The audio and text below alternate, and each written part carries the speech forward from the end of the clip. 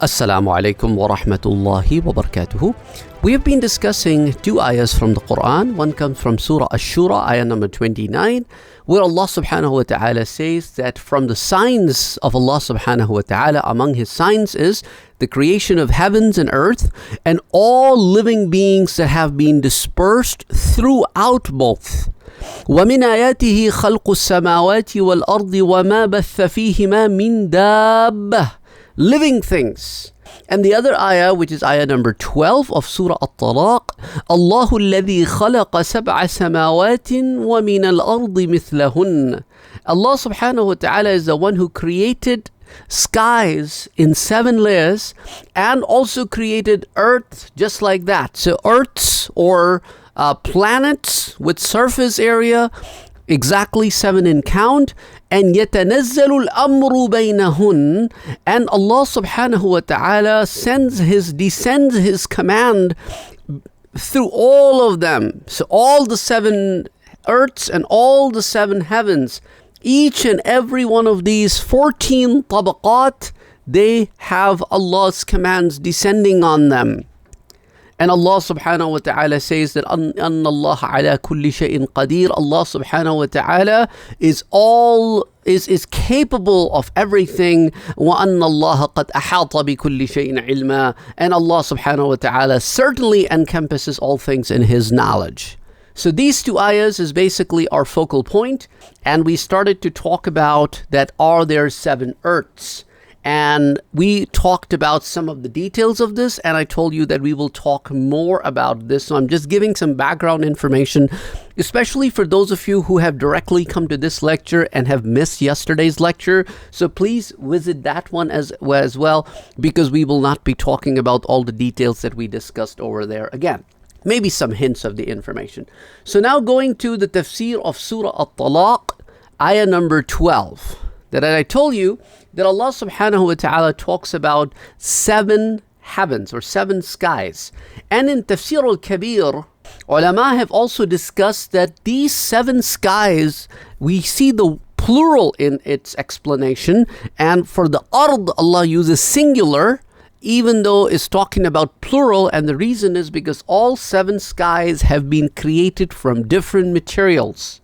So Tafsir Kabir, volume number 10, page 566, Imam Razi writes it, that the 7 heavens have been created with 7 different material type. So the first sky, the closest to the universe in which we dwell, is created from al-mawj al-makfuf. And you have to understand, when we talk about universe, we don't know exactly if there are universes maybe between each of the levels of skies. Each heaven has its own universe. This is the universe under the closest heaven to us, which is our umbrella or our ceiling, our rooftop. And universe is constantly expanding. That's what Quran says too, that Allah says that we have created it and we are constantly expanding it. Musi'un is the word that comes in the Quran, is constantly getting the wus'a, expansion. And that's exactly what we have learned through science recently, but over 1400 years ago, Allah subhanahu wa ta'ala told us about this phenomenon.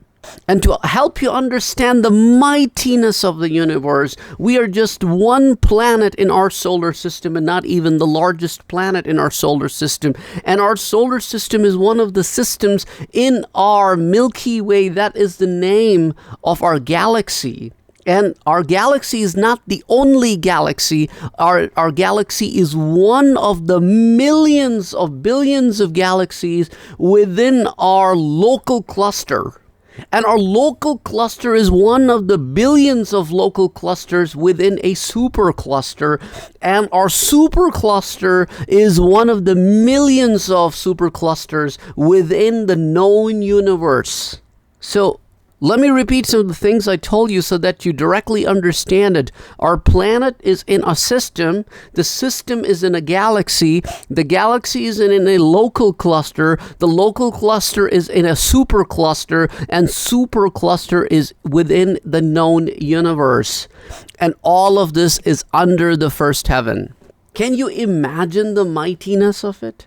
Can't even imagine the mightiness of the first heaven. Forget about the other heavens above that. Forget about the mightiness of the angels. So the first heaven has been created with al-mawj makfuf, and the second heaven has been created with mounts.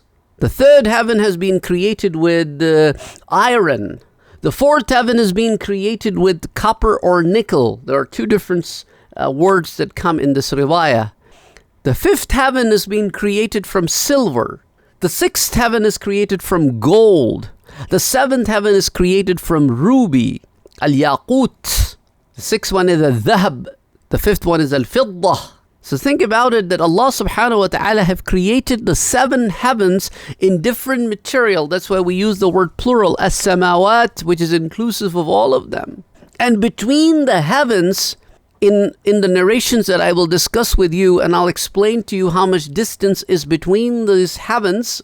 But let me first talk to you about the seven earths as different mufassirun has talked about it. Qadi Abdullah Baydawi says that just like that there are seven skies, there are seven earths. I think I've already told you about this when we were discussing this yesterday.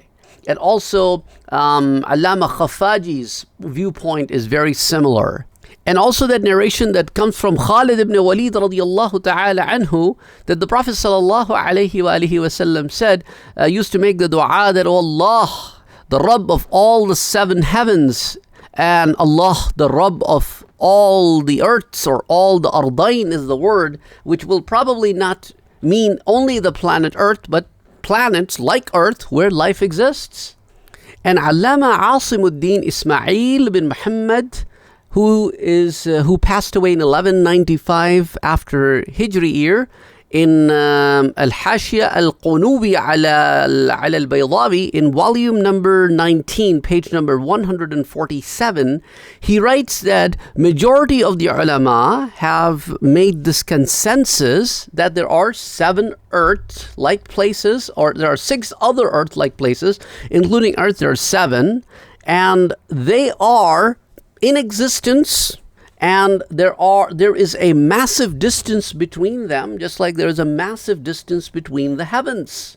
And there is Allah's creation that dwells in each one of them. We do not understand the reality of those, as Al-Mawardi writes that, and some other people have also made the statement that they are also people of intelligence. They also look at their heavens, whatever heaven is closer to them, whatever is their sky, and they also benefit from stars. And there is another qawl which talks about that they probably may not have the observation of the skies, but Allah subhanahu wa ta'ala has created some other source of light for them. Allah knows the best. But from the apparent nature of the ayah, it is quite evident that just like there are seven heavens, there are seven earth-like places in total. And Abu Hurairah radiyallahu ta'ala anhu narrates this. The Prophet sallallahu alayhi wa alihi wasallam entered the companions, and they were sitting together, and a cloud went past their heads, and the Prophet sallallahu alayhi wa sallam asked them, "Do you know what is this?" And the Sahaba said, "Allah and His Prophet knows the best." And the Prophet sallallahu alayhi wa alihi wasallam said, "Allah subhanahu wa ta'ala has sent this cloud towards a people. And this cloud will go towards the people who are not even thankful to Allah subhanahu wa ta'ala." And then ask, you looked at the cloud, you looked at its movement, but can you tell me what is it above you? And companions said, "Allah and His Prophet knows the best." And the Prophet said, "Your rooftop is the very first heaven that Allah subhanahu wa ta'ala has created as a strong roof for you. And it is al-mawj al-makfuf, like waves, massive waves is what it is." And then Prophet sallallahu alaihi wasallam asked them that, "Do you know the distance between you and the very first heavens?" And the companions said, "Ya Rasulullah, Allah and His Prophet knows the best." And in the books of hadith, the 500 years distance comes. Ulama have said 500. Now, when we are talking about 1400 years old Arabic, certain numbers were used to show the massiveness. Now, sometimes you hear the word mi'a, 100. Sometimes you hear the word 7. It means abundance. So that's why ulama are of the view that there are at least 7 earths. And there are at least 7 heavens. There may be more. We don't know of. Because the number 7 is sometimes used in abundance. Similarly, the 500 is used as like, it's like infinite. I mean, like it's so big, it's so huge. So the 500 is used as a number to help everyone understand that, it doesn't necessarily mean exactly 500. And then the Prophet ﷺ asked, do you know what is above that heaven? And the companion said, Allah and His Prophet knows the best. And the Prophet ﷺ said, there is another heaven above it. And it is as far away from the first one as the first one is from you. And like that, Prophet ﷺ counted each and every one of the heavens till he reached the count of 7. And then Prophet ﷺ said, do you know what is above the 7th heaven? And they said, no, we don't. Allah and His Prophet knows the best. So Prophet ﷺ told them that above the 7th heaven is Arsh.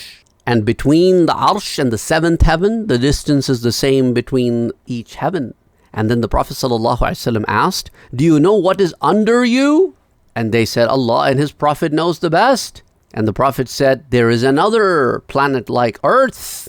And what is under that? There is another planet like Earth. And then the Prophet ﷺ said, if you reach the 7th Earth, you will still find over there Allah subhanahu wa ta'ala's kingdom, and everything is under Allah subhanahu wa ta'ala's control, in His qudrah, in His might. And then Prophet sallallahu alayhi wa alihi wa sallam recited this ayah from the Quran, هو الأول والآخر والظاهر والباطن وهو بكل شيء عليم. This ayah comes from Surah Al-Hadid, ayah number 3. So Sunan al-Tirmidhi reports this hadith. Imam Tirmidhi reports it in the Sunan al-Tirmidhi, hadith 3298. Imam Ahmad reports it in volume 2, page 370. It also comes in Kitab al-Asma'i wal-Sifat, page 399 by Imam al-Bayhaqi. And one of the narrations that I told you last time was Saad bin Zayd radiyallahu anhu reports it from Prophet sallallahu alaihi wasallam that anybody who takes away even a small part of land, parcel of land, unjustly, with dhulm, that on the day of judgment Allah subhanahu wa ta'ala will put around his neck a lock which will be as heavy as the weight of 7 earths. And this is reported by Imam Bukhari and Imam Muslim. It is a muttafaqun alayh hadith. Also reported by Imam Abi Dawood in his Sunan, and Imam Ibn Majah in his Sunan, and Imam Tirmidhi in his Sunan. And if you understand a little bit about universe, you will see that universe is like a cloth, a big cloth with tension. And when we talk about big cloth with the tension, that means each planet is like a dip in the cloth. So to us, moon is up there, but if you go on the moon, the earth will be up there. So in reality, nothing is up and nothing is down. Nothing is above and nothing is below. It's all contextual. It all is a dip in a big, massive cloth. The stretch creates this dipping, and that makes you feel like what you feel like. It's all delusional.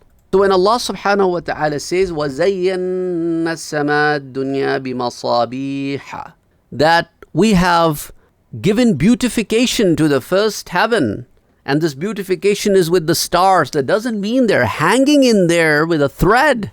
It means that when you're looking at above, you're looking into the space, and your entire space is under the first heaven. And all of these stars are making your space look so beautiful. And Allah subhanahu wa ta'ala has created this beauty for you, so that when you look up, you find it to be so amazing and beautiful, and then you explore it because it's all been created for you and it all has been given to you. وَحِفْظًا, and Allah subhanahu wa ta'ala has created it to protect you, has created this whole system, which is a whole protection system. So don't just think it's just ornamental. That's why it says, وَزَيَّنَّا السَّمَاءَ الدُّنْيَا بِمَصَابِيحَ وَحِفْظًا. it is something that is beautiful and something that is protective. It's pretty much like if you are putting some protective system in your car or in your house or around you, and you also beautify it so that it is not ugly looking. That's exactly what's going on here. And Allah subhanahu wa ta'ala says, ذَلِكَ تَقْدِيرُ الْعَزِيزِ الْعَلِيمِ. And Allah Almighty and all-knowing has created this with calculations. ذَلِكَ التَّقْدِيرُ. It is calculated. Do not think it was just created as a result of some kind of an accident. It's not an accidental creation. It's a calculated, precise creation. So in some of the books of the tafsir, it comes that these 7 heavens have been created from different material, that al-awla min mawjin makfuf, والثانية من درة بيضاء, والثالثة من حديد, والرابعة من نحاس, والخامسة من فضة, والسادسة من ذهب, والسابعة من زمردة, emerald. And some places it says that it's been created from al-yaqut. And it is reported in Tafsir al-Alusi as well, which is his tafsir work is Ruh al-Ma'ani. There are several ayahs in the Quran that talks about the creation of the 7 heavens. In Surah Al-Mulk, for example, Allah subhanahu wa ta'ala says, الَّذِي خَلَقَ سَبْعَ سَمَاوَاتٍ طِبَاقًا. We created 7 heavens, one over another like layers. Similarly, in Surah Al-Baqarah, ثُمَّ اسْتَوَى إِلَى السَّمَاءِ فَسَوَّاهُنَّ سَبْعَ سَمَاوَاتٍ. Similarly, Surah Nuh, أَلَمْ تَرَوْا كَيْفَ خَلَقَ اللَّهُ سَبْعَ سَمَاوَاتٍ طِبَاقًا. Surah Al-Mu'minun, وَلَقَدْ خَلَقْنَا فَوْقَكُمْ سَبْعَ طَرَائِقَ وَمَا كُنَّا عَنِ الْخَلْقِ غَافِلِينَ. There's so many accounts in the Quran that talks about the creation of the 7 heavens. And in Arabic language, as-sama, it comes from the word sama'a yasmu, which means something which is higher up. Sama'u kulli shay'in a'lahu. That sama is anything that is a high point from wherever you are. And that is a linguistic meaning of that. And also in the Arabic language, sama is something that is massive. It's not something small, it's huge. So inshallah ta'ala, we'll talk more about this in detail. As I told you, that we will be talking about this particular topic in several lectures. So we'll be exploring different things. We'll be telling you where we are extracting this information from and where's this information coming. And inshallah, that will help us learn more about the ayahs in the Quran and be able to understand them better. Till next time, Assalamu alaikum wa rahmatullahi wa barakatuh. Please don't forget to like, share, and subscribe to our channel. And please help us spread the word so that more people can benefit from this knowledge. Assalamu alaikum wa rahmatullahi wa barakatuh.